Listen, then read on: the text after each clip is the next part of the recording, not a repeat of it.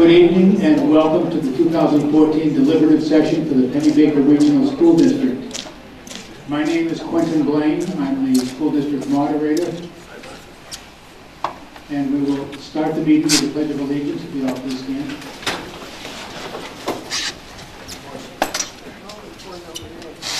There's a flag at the end of the front table and there's one on the back wall. Side wall. I pledge allegiance to the flag of the United States of America and to the republic for which it stands, one nation, under God, indivisible, with liberty and justice for all. Play ball.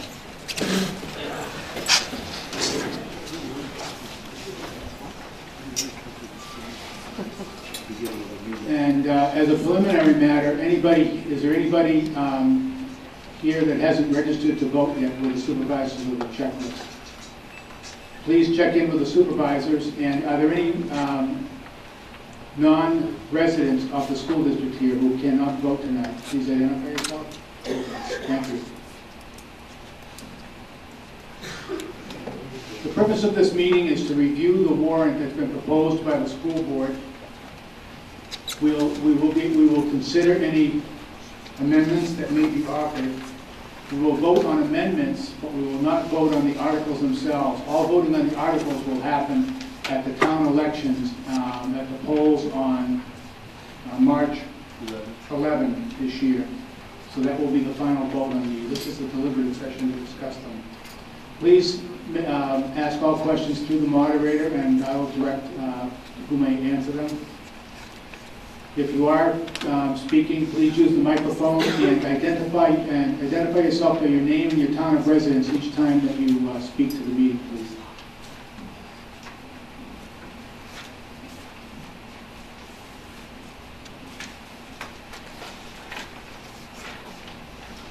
So we'll start the meeting with Article 1. To see if the school district will vote to raise and appropriate the sum of $9,960,551 for the renovation of the CPE Center vocational wing, and to authorize the issuance of not more than $9,960,551 of bonds or notes in accordance with the provisions of the Municipal Finance Act, RSA Chapter 33, and to authorize the school board to issue and negotiate such bonds or notes and to determine the rate of interest thereon. Is there a motion? Second. Article 1 has been moved and seconded. It's my understanding that there's a presentation that the school board has for us.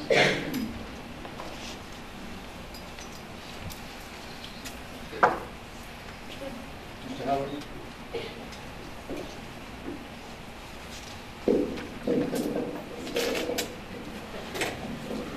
Thank you, Mr. Moderator. I'm Mark Halloran, the superintendent of schools, and I'm a resident of the town of Plymouth. Nothing like starting out with a bang at $9.9 million, but there's a lot of circumstances here, so let me walk you through sort of the circumstance of where we are with the state and federal government, and then John Francis, our facilities director, will walk through the proposal, and Dan Rossner, the business administrator for SAU 48, will walk through the financial piece for you. We're talking about the vocational building, as most folks know it. We call it the Center for Career and Technical Education now. But the building was built in 1983, and we haven't done an awful lot to the building. There have been some cosmetic changes, and we've updated some of the plumbing and lighting and things like that. But in terms of the actual structure of the building and the programs that are housed there, we have not done an awful lot. We have had the opportunity to do a couple of renovations. All the technical centers come up on a rotating basis with the legislature and the renovation process. But each time that we came up, the economy was not going well. It's not particularly going well now, but we have opted not to propose any renovations the last two times that we've come up based on the local economy and, quite frankly, the tax burden. It's getting to the point where we do need to do something with the facility, and we have an opportunity to do it with 75% federal aid coming through the state. So we would be looking at paying 25 cents on each dollar that is spent on the renovation. That's the critical factor for us. We are not in line as of the moment. The two programs that are in line as of the moment are a program at White Mountain Regional High School up north in Whitefield, and Salem Salem High School, their center, and they're going to do a massive renovation in Salem. If both of those districts approve those proposals, then we're not going to do a thing. If one of those districts says no to the proposal and we vote yes, we would be in a position to move ahead with our proposal. So I want everyone to understand that just because we may say yes doesn't mean that would actually happen. It relies upon one of the other districts not doing it. As I said, it's a 75% state aid, federal money through the state.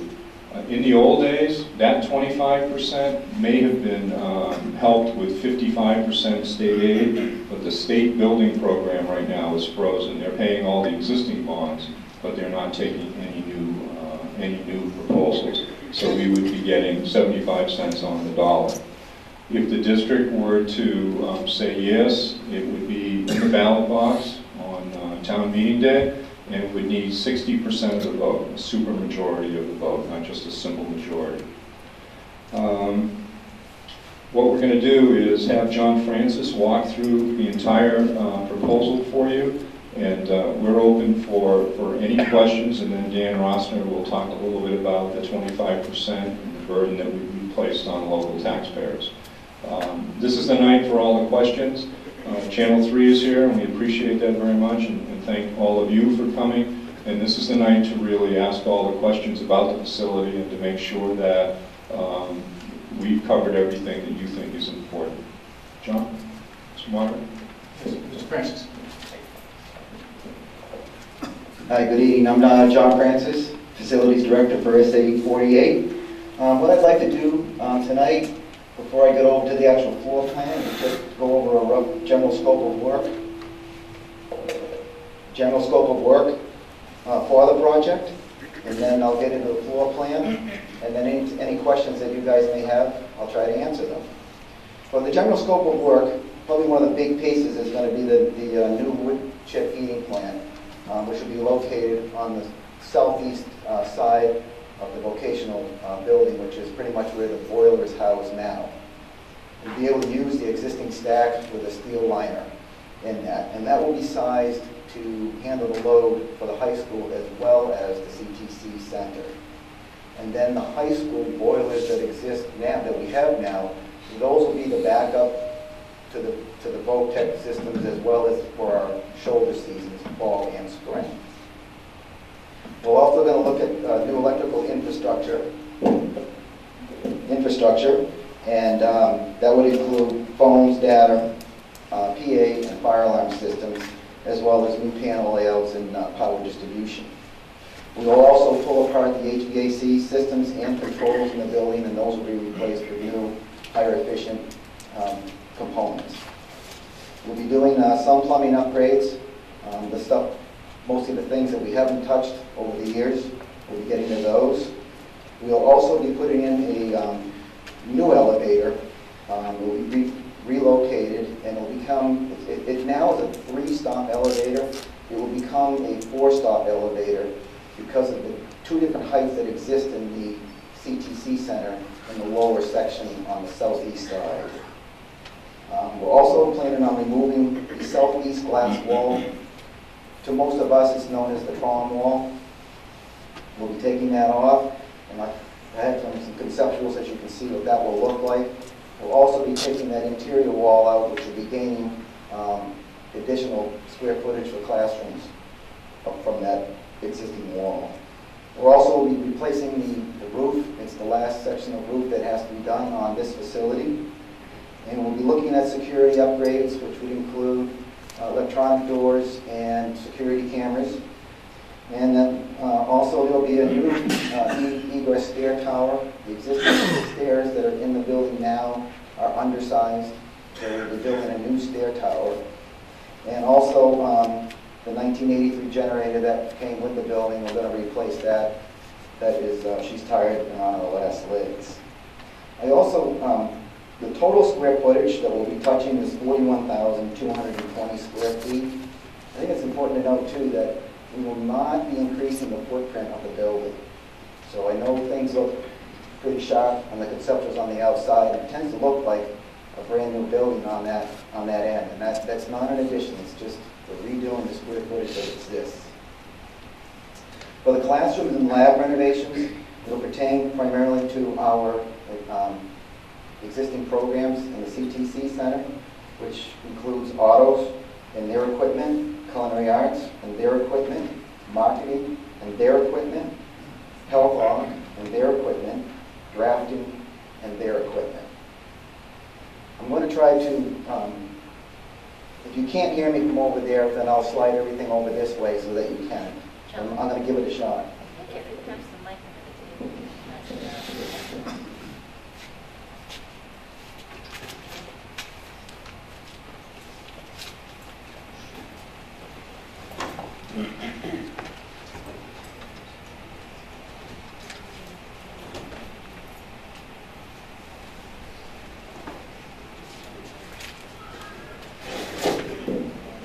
All right, let's start with the conceptual of, this is what the front side, as you come down around the main sharp turn as you're coming into the entrance of the building. This is where you enter the boat now, so that's the same entrance, but it's redone. So this is kind of what the front face would look like. This is where the chip storage would be, is on the far end of the building, which is pretty much where the generator is now, and there's also some dumpsters on the back side. The ground tours, the ground elevations right there are a nice fit. So that's where we can unload our chip or our fuel for the wood boilers. You'll also notice you're going to see some solar panels. We're proposing that we put solar hot water panels here, and then on the roof you can just see some touches of some. We're looking at proposing either a 40 or 70 kW solar voltaic system for the roof of the building, which that would be built up off of on a steel structure, so it's not interfering with any roof changes in the future or any of that. It would also allow us to get it up high enough off the roof so that any snow load or anything else can come off of them for good exposure. And on that end of the building, we have excellent southern exposure, so they should do well.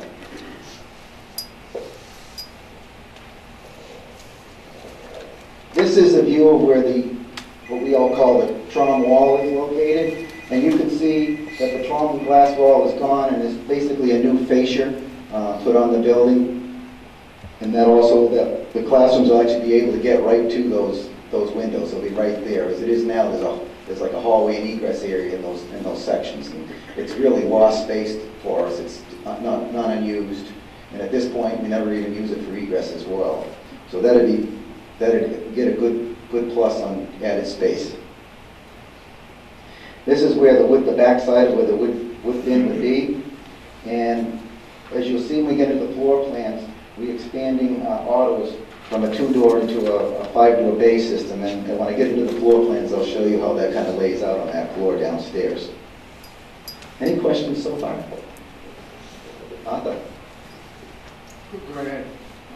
I'm sorry. The wood chip bin, is that where the augers are, and we'll feed it right in there, and where's the stack? Is there a picture of it there? Yep. This is where the existing stack is now, okay. and the height of that stack, it is sufficient. I won't have to raise the stack any higher than it is now. The only thing we'll do is we'll place a liner in it, a stainless steel liner. But that whole building at the end is where the augers will be and the boilers and all? Correct. The boilers, when I get into the floor plan here, you'll see the boilers, this is where our wood chip bin would be, is right here. And then the boilers are just inside. And then the ESP of the electrostatic precipitator, which is what will clean everything before we minimize our particulate leaving the building, comes through that. Thank you. So this is the lower level of the CTC Center. And for those that anybody would like a good clear look at them, I mean, by all means you come up after, but also it's on the high school website. All the drawings are on there. as well, so you can get a good look there too. So this is the corner where the bio plant will be. And again, our wood chip storage will be here. Our boiler system will be here. New electrical room. And then we come across the hall, and this is where the new autos is located in this section, this quadrant. Now we're going to be expanding that program into a 5-bay system. So there'll be 4 lifts, and then the 5th lift is more of a portable lift. Then the automotive lab is in this section, and the classroom will be inside of the autos. As of now, it's down the hall and away from. Tool storage, restrooms, and then this is where our stair tower will be located on this section at that level. Then we come down into we actually enter into the high school areas. Our programs at the CTC Center are not all housed in the CTC Center. We mix, the classes are mixed into the high school area as well. So part of this renovation does get into the main building of the high school because of the way we lay out our programs. So on the lower level we have Health Op. Their classroom and lab area exist here now, and that will be expanded so that the lab and classroom are side by side. That causes, where our weight room is here now, that causes that weight room to be bumped or moved. So that will get moved over to this section, which is where our wood shop is now, and also our drafting classes are now. So this would be the new weight room would be here, our physical wellness.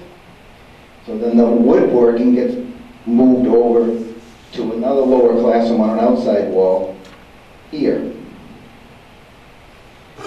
Also, our trainer for the high school was located in this area, so now he gets moved to a storage area here, right off of the main lobby.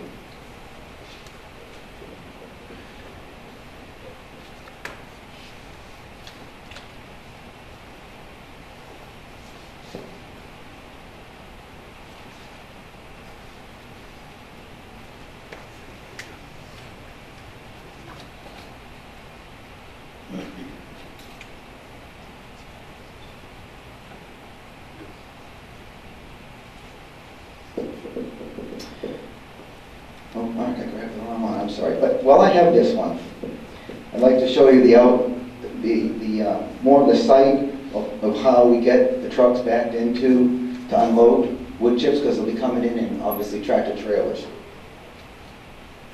As you know, our road comes down and then travels across the front of the high school. So what would happen is we'd be delivering these at night. We'd have them come down in backwards. They actually pull up towards where our parking and rec building is for our outside facility pieces. They actually pull up towards them. And then they will back right in here.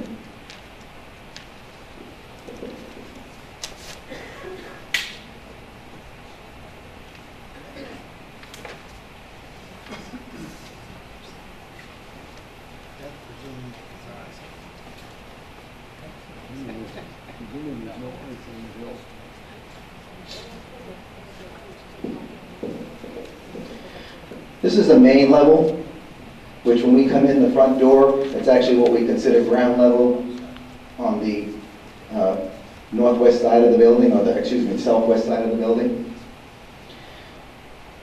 So this entrance here is what we're looking at right here. We're going to move the restaurant and culinary arts. We're going to flip marketing and culinary arts. We're going to do a 180. So the restaurant will be, and the community room will be in the front entrance, the front side of the Vogue, right in here. And then the new culinary art kitchen and all their equipment, as well as something that they really don't have now, which is actually a culinary classroom. It's kind of a share. They share their room with a conference room, known as the Bobcat Cafe. So they'll have their classroom in there, as well as in their lab area as well. And then when we get to marketing, he'll have his classroom and the school store will be set in the corner, again with storage and the needs of marketing.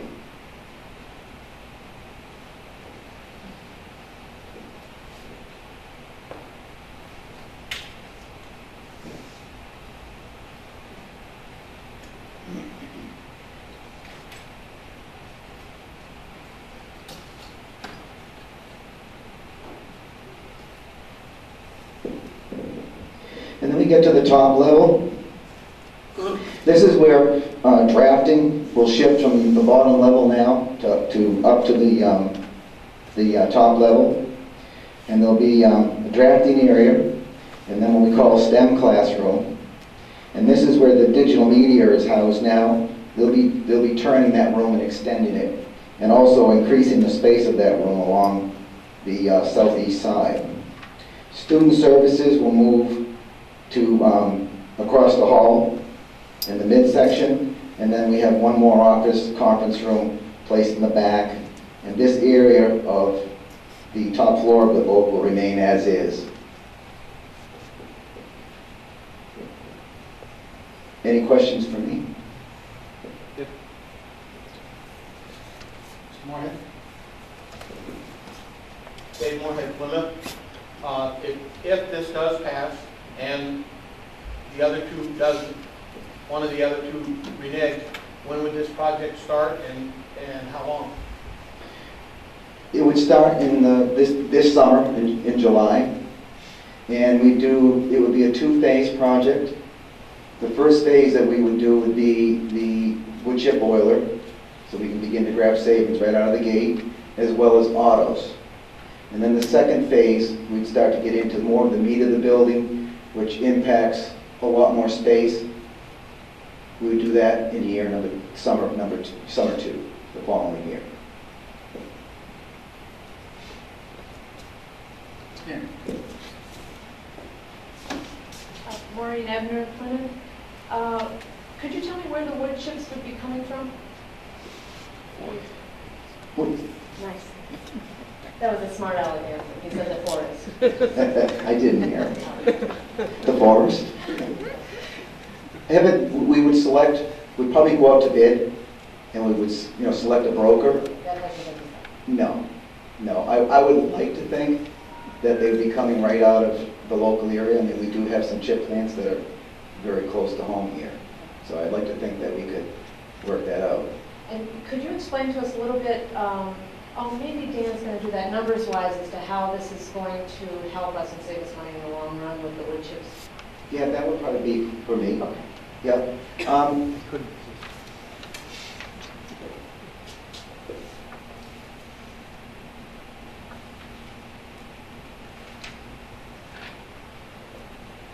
This facility burns between 55 and 60,000 gallons of oil a year. And based at $3.50 a gallon, that ranges between $192,500 to $210,000. If we burn wood, that would convert to about 905 tons of wood.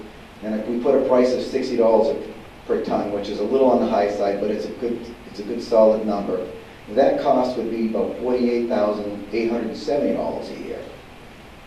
So we would net out of that between $143,000 and $161,000 a year offset. Thank you. Yeah. John, all we have, John. Does that also mean that, does that take into account all the extra labor it's going to take to bring all the chips in and stove furnace and things like that? This particular system, there is no labor. It's all automated. Basically what happens is there's a wood chip bin that's going to be out there will hold approximately 2.5 truckloads, tractor-trailer loads of wood chip. There's an auger that runs inside that wood chip system and pulls wood chips out onto a conveyor. That conveyor brings them to a boiler hopper on the back side of the boiler, and then there's augers that automatically bring in the fuel, whether the boiler is going to be running at low fire or medium fire or high fire. So those pieces are all automated. So there is no additional labor associated with this plant. It basically runs very similar to the way our oil systems do. The oil gets dropped in the tanks and it's automatically fed into the boilers.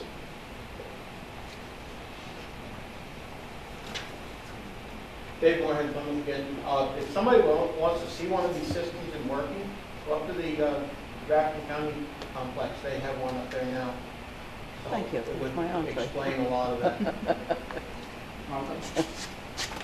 That's my entree, that was perfect. Good evening, Martha Richards from Holderness, just happened to be your Grafton County Commissioner. And I want you to know we have temporarily installed our third commissioner who will take Ray Burton's place, Linda Lauer, from Bath. You'll hear more about that. I just wanted to let you know that one of the things I'm really proud of is I got the biomass wood chip plant built up at the county with full endorsement of our bipartisan legislature up there, and we are thrilled. This is our first winter of using it.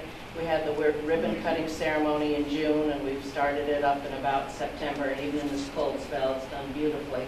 And we were concerned too about extra costs with having to add personnel. It is totally automated. Our superintendent of maintenance there carries a little pager, so if anything goes wrong, it alerts him to that, and nothing has. There's very little ash that's being let off, but all of this automation. So again, no new personnel.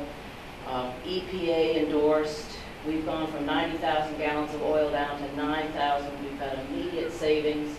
And when I first started as commissioner over 6 years ago, we were paying $600,000 a year for heating oil at the complex. And Ray Burton said, we got to get off this foreign oil. And we're doing it very nicely. We do have the backup boilers. We have geothermal in the Department of Corrections. So we really have lowered our energy costs, but we are thrilled. It's a Messerschmitt system of the boilers that we have. We have 2 augers. We probably get 2 truckloads a week, and we can do it during the day up there, wood chips. And Bob Birdie is our procurement person, so it's all Grafton County chips. So I would urge you to use Grafton County wood chips. And we haven't employed, many new loggers, but yet it's a long-term proposition. So for these guys, they go to the bank and say, I've got this permanent contract, give you a loan for a new truck and whatnot. So for us, it has worked out beautifully. And like you said, come on up and see what we've done up there. So I'm just really tickled what you're doing, and I thoroughly endorse this. Thanks.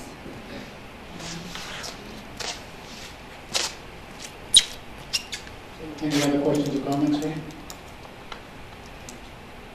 Sir. Jeff Downing, Plymouth. John, could you talk a little bit about the condition of the existing building as it is, age of the boilers, energy efficiency of the shell, condition of the roof, the lighting, and where we are now and where we will be after this project is completed?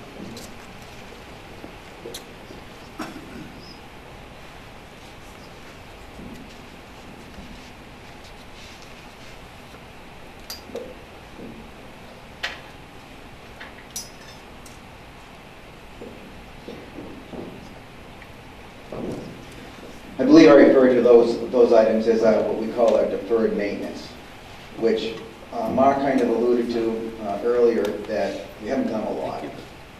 So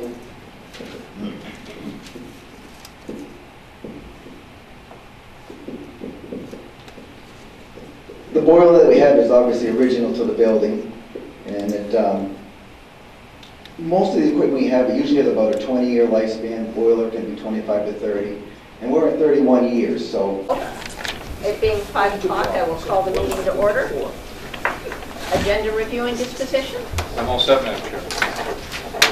The minutes of January 21st, unless there are any corrections or amendments, they stand approved as written. Mr. Howard? Everything I have, Madam Chair, is contained in the discussion items. All right. And is Mr. Parsons joining us? I'm sure he will be in the very near future. All right, we'll come back. For facilities policy and budget and program and staffing, we don't have any minutes. Just the next meeting is February 17th. 5 o'clock here, the Bobcat Cafe. SCC, is there? Was there a meeting last night? Yes, we did meet last night, and we had a lengthy discussion about whether to have a mission statement, develop a mission statement first, decide what we want to accomplish first in terms of this year's goal. And that is that we're talking about the advisory program. In the past, students have not been very happy with the way that advisory program has been run. So we're looking to improve on it. And the discussion goes on. And we decided to increase our meetings from every other month to every month. So it will be the first Monday of March that we meet again to continue the discussions. Thank you. Mr. Parsons. I have a couple of you have the calendar, right? Meetings from Mr. Halloran, and I do got a report out. We did have a scheduled Valentine's Day dance scheduled for Saturday, but we had surveyed the kids. There is not enough interest for that dance. I think we only had 58 of 62 kids who registered, so that will be canceled. And just the normal winter activities going on. We're into semester 2. Kids have received their schedules when they came back, and seems to be running smoothly. So, but I have a few things from Mr. Halloran that he'll report out later. Thank you. Discussion items. Yes, Madam Chair. As you know, we applied to Homeland Security for a $50,000 grant. It's a matching grant, and with the help of Steve Temporino, who's a Plymouth resident and Deputy Director of Homeland Security, we did receive a $50,000 grant. The list of items that we are going to get is panic switches worth $6,000, electrical doors $4,500, and some door and office changes for $9,000. So we will get that money from Homeland Security. We will match it out of our operations budget and make those changes within the high school. And I think there have been conversations with the Facilities Committee on all of these things. And so the board is ready to approve that. I just need the board to have a motion and a vote to approve the money coming from Homeland Security, so that that will be attached to the grant application, and then the money will start to flow to us. Mark, are we we're still planning on doing some kind of review as part of the architect's work? Yes. The security? Yes. So the CCTV and access control, things like that, would come out of that money? Possibly. Okay. We'd have to look at really if we're successful in renovating the building. Let's just see. You know, I don't want any commitment I'm not sure of at the moment. Yeah, that's a good point. If we are successful, is there any advantage to doing it one way or another? Either through this grant or... No, because the majority of this money, Andy, is used in the existing building, in the high school building. Trying to keep it separate. So this could be areas. So this could be areas that are not going to be impacted by. Exactly. Yeah, we would not be putting things in that we would be taking out in construction. I'll move that. Is there a second to that motion? Second. I have one question. Does anyone have any other questions? What is a panic button? It's if you're at a desk and something's going on and you want to get a hold of the police, you just push the button, and electronically it sends a signal to the police department that there's an issue here at the school. So all those in favor of accepting the $50,000 grant from Homeland Security, raise your hand. Right. Say aye. Opposed and abstaining. Thank you. And I do just want to thank publicly Steve Temporino for all his help in helping us navigate through. It's a federal grant, so you can imagine tiptoeing through all of those forms.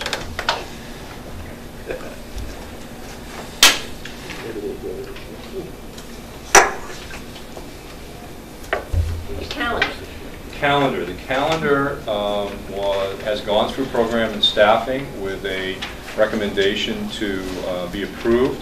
And we had it at the last meeting, but we forgot to vote on it. So I put it on this agenda.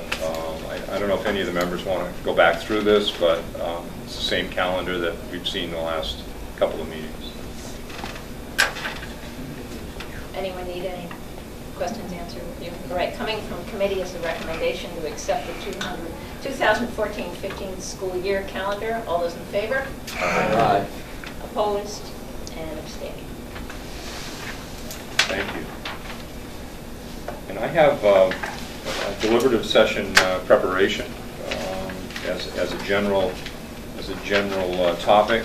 I just have a couple of handouts for you, and I kind of want to do it in an orderly fashion so that we don't have papers flying in every direction.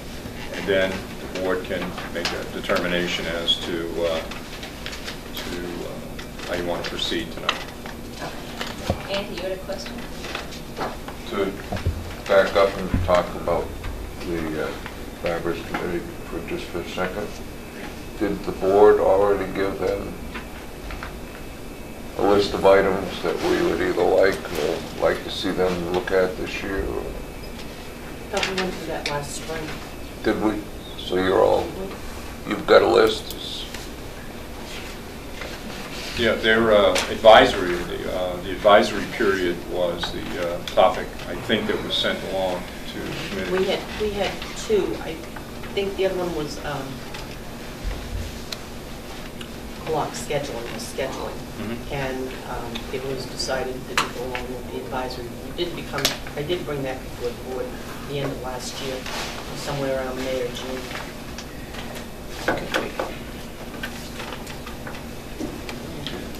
The first handout I'm going to hand out is the warrant article explanation sheet. This is sometimes helpful for members of the public. You have the warrant articles. These are the explanation sheets. This is generally helpful. All of these go into the little book that will be published for all of the taxpayers, and they'll also be online.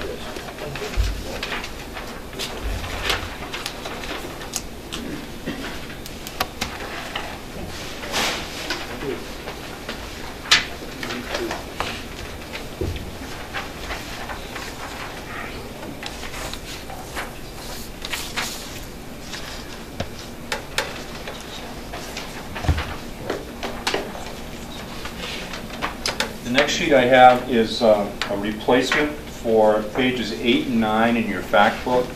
There was a misprint of the net valuation of the town of Plymouth. It doesn't affect any money or anything, but this would be replacing pages 8 and 9. What's up?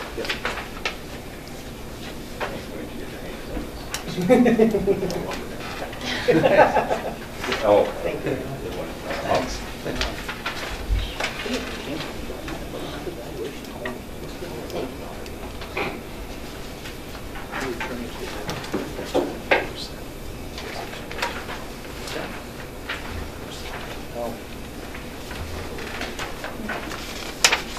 And for the principal's sake, this is not Janice's error, this is Mark's error, so.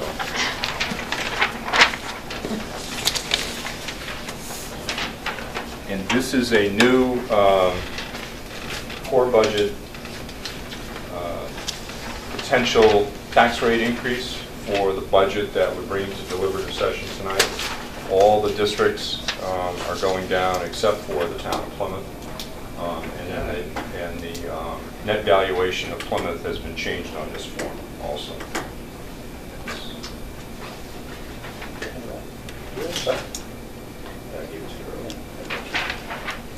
It looks very familiar. It's the same form as the fact book exchange. So one of them is, we'll say tax bill 2013 on it. That's for your fact book, and the other doesn't have that marking, and that's for this year.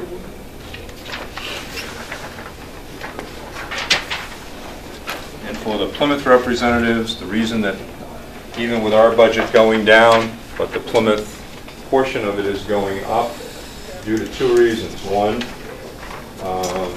Plymouth is going up in terms of ADMs in relationship to the other towns, and also there's $100,000 less in equitable education grant coming from the state.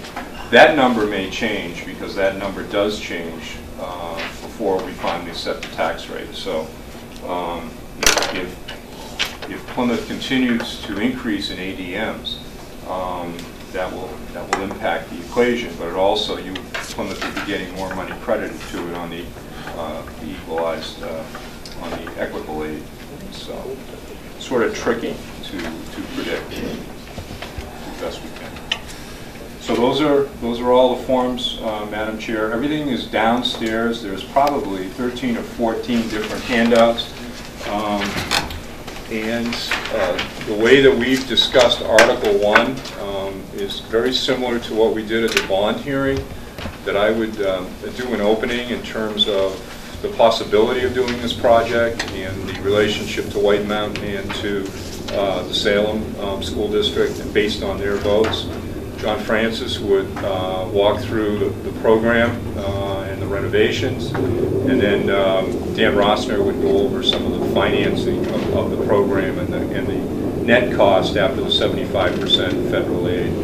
And then it would be open for questions and from the floor to see if we are going to move it on for the voters. The voters tonight have the opportunity to zero out that line item. So if they don't like the project, the folks who show up tonight, they can put a 1 in there, and that's the end. So that's why we haven't spent a lot of time in advertising yet, because it has to come out tonight that it's actually on the warrant. Remember, the deliberative session is an opportunity for the voters to have their say prior to the actual district vote. So the line items can change in number. They can't change in intent. Excuse me, the warrant articles. The warrant articles change in number, but they can't change in intent. So if they don't like the collective bargaining agreement, they can put a 1 in there, and it voids the agreement. So, and then at the they can change the budget also to a number, but there's also a default budget there that's actually higher than the regular budget. Yeah, so those are the rules of the. And this is just this would be by a majority vote? Majority vote would show up tonight. Bare majority vote, yes. Not a super majority. Yeah. Okay. Any questions for Mark?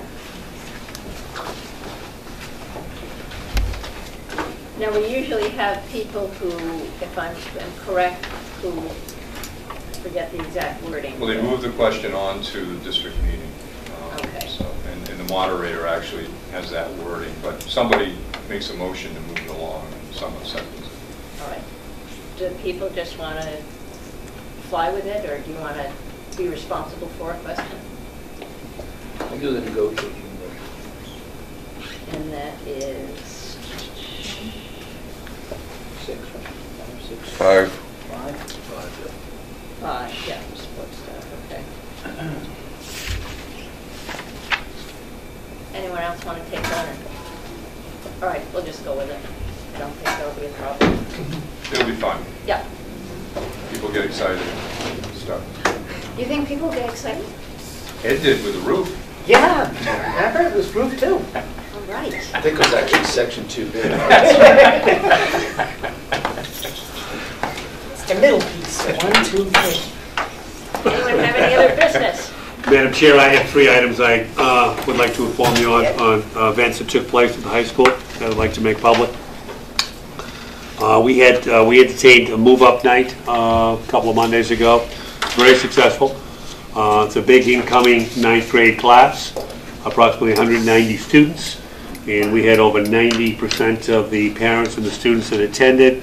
We had a presentation for the parents in the lecture hall in regards with their scheduling, what courses and academic features would be available to them. While that was going on, the National Honor Society and other volunteer students had taken the incoming 9th graders on tours. They had a panel presentation, and we had dinner for the people who attended. Well attended, and there was some positive feedback. So we continue to use the same format as we move forward in the scheduling. I also had the pleasure of yesterday we had nominated 21 students that were scholar athletes from the high school. They have to be playing 2 sports. They have to have an academic average of a B+, 88 and above. And this high school had 21 students that were eligible for that. And the ceremony was down at the Concord Center of the Arts. Mr. Lenahan and I had the privilege of taking those students down and then taking them out to a luncheon after.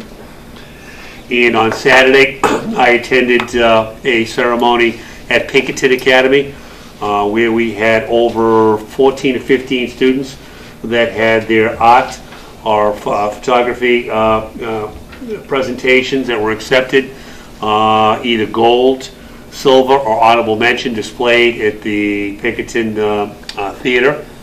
And they had a full presentation after that in their theater hall, where one of our students, Hannah Winpenny, received a scholarship, and she had received a gold piece, but she was nominated and accepted for a scholarship from Coca-Cola, $500. It's quite an honor to see her on the stage, and kudos to our art teachers that were there.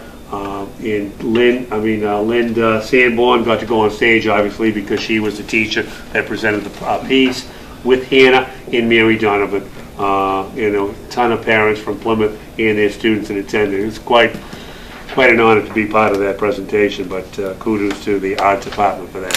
Thank you. Anyone have anything else? I just wanted to note that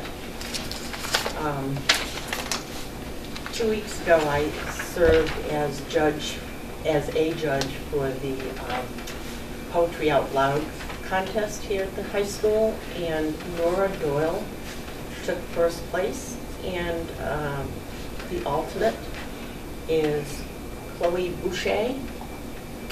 Did a wonderful job. It's always, I think, an interesting evening. I enjoy doing this. So congratulations to the kids. They did a wonderful job. And I have something of interest. I don't know if anyone else belongs to New Hampshire Public Television, but the mailer this year, they outline the schedule, and on the back, I'm going to pass this around so you can see what's on the back. Yes. It is some of our students in Yeah. full color. It's very nice. It's got to be, yeah. That was great. Yeah. I don't think we have anything for non-public. We don't, And Maureen, did you want to say anything? No. Okay. So I will entertain a motion to adjourn. So. Second. All those in favor? Aye. Opposed? Abstained. Okay, thank you.